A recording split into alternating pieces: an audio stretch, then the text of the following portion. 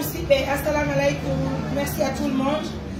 Voilà, vous voyez déjà, Mariam Touré mettait pour les intimes. Jusqu'à présent, Harry a dit programme qui te conduit de Mendem Dama. On pourrait tarder, à donner qu'on a pour Birki de Remen, Ali, et Benoual, Napangal, Birki de Pourquoi? Parce que Harry me yoti, fille n'a pas Birki de 1500 briques, 1500 par brique.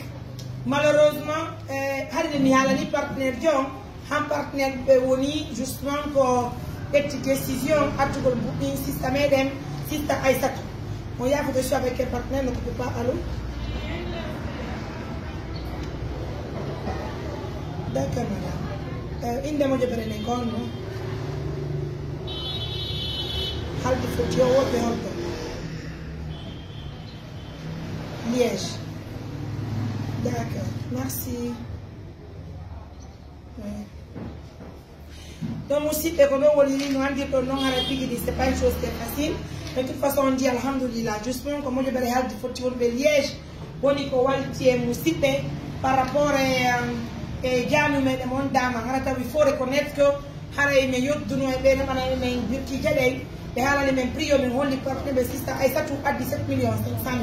donc maintenant, les Sanji ont décision, donc a dit, 300 francs, donc c'est vraiment compliqué.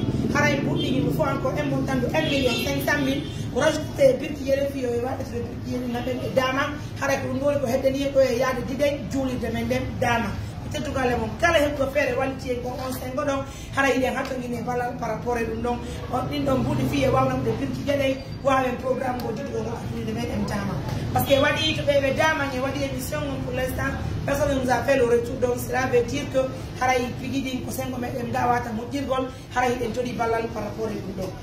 y a un montant de 1 600 000.